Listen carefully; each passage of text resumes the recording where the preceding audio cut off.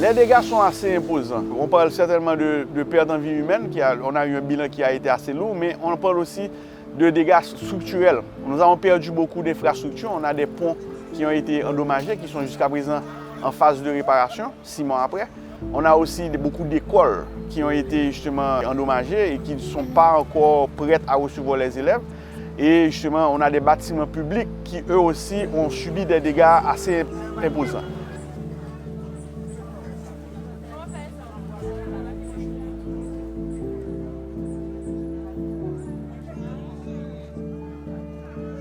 Pour le secteur agricole, là, nous connaissons plus qui était affecté, surtout, c'est surtout dans la zone de hauteur, c'est-à-dire dans le monio.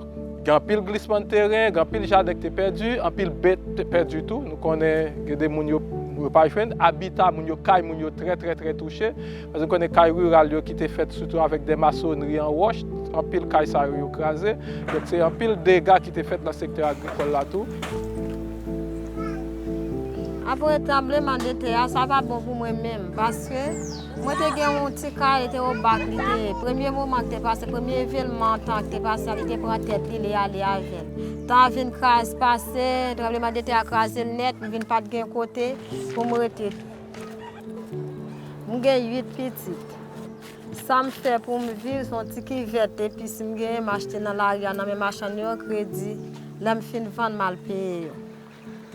C'est grâce à lui que j'ai un paix pour bâtir mon.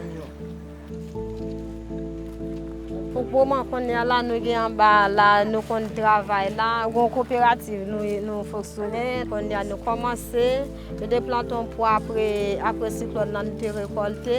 Après ça, nous commençons à planter des tomates parce que nous sommes dans les 3 mois, pour parer. Après nous-mêmes, nous sommes capables d'acheter des bagages, nous sommes capables de vendre, nous ne pouvons pas vendre, pour nous faire un goût de suivi, pour nous capables d'organiser. Mais pour le moment qu'on est là, nous ne pouvons pas gagner rien.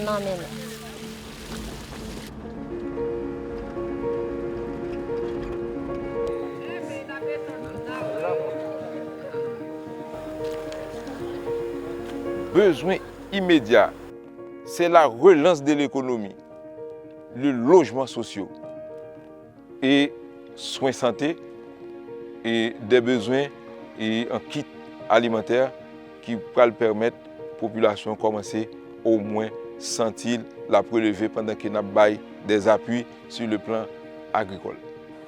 Dans le Grand Sud, qui avait déjà été frappé par le cyclone Mathieu en 2016, de nombreuses personnes, de nombreuses communautés ont du mal à se remettre sur pied. Un manque d'appui à la reconstruction pourrait entraîner au moins 2 conséquences. La première, c'est un phénomène de migration interne, avec les personnes les plus vulnérables qui pourraient migrer vers les centres urbains, notamment à Port-au-Prince.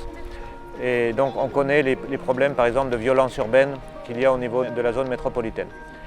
Le second phénomène pourrait être de plus grands flux de migration externe, notamment vers les pays de la sous-région, des gens qui seraient à la recherche de meilleures opportunités ailleurs, puisqu'ils ont tout perdu.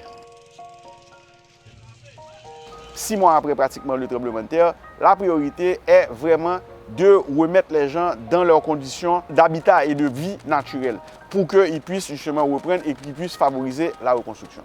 On doit changer les choses, les manières de faire, les manières d'investir dans notre communauté. Donc la communauté internationale doit nous accompagner, mais aussi nous laisser prendre les bonnes décisions.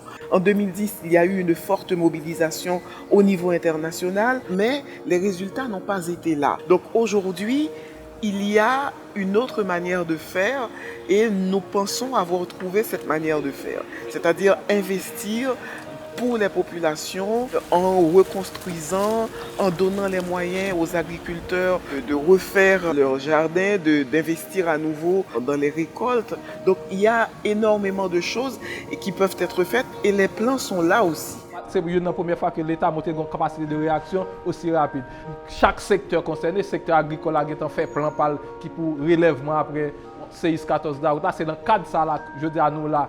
Donc, nous pensons que l'exercice ça nous montre que nous-mêmes, nous allons sur l'autre chemin. Dans ma carrière, j'ai souvent participé à ce genre de processus dans différents pays. Je n'ai jamais vu un processus post-désastre mené de manière aussi efficace, aussi rapide, qui a démarré aussitôt après l'événement avec un appui collectif des partenaires nationaux et internationaux aux efforts du gouvernement et a délivré 6 semaines après le séisme un produit de grande qualité. Finalement, il n'y a que les Haïtiens qui puissent réellement construire leur résilience.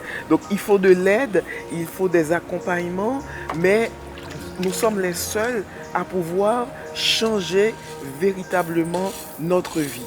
Donc c'est une résilience à construire au jour le jour. Ça prend des campagnes, ça prend des mobilisations et ça prend des engagements, non seulement au niveau de l'État, mais au niveau de la société civile, au niveau du secteur privé et de tous ceux que cela intéresse et préoccupe, que la vie change de façon durable et définitive aussi en Haïti.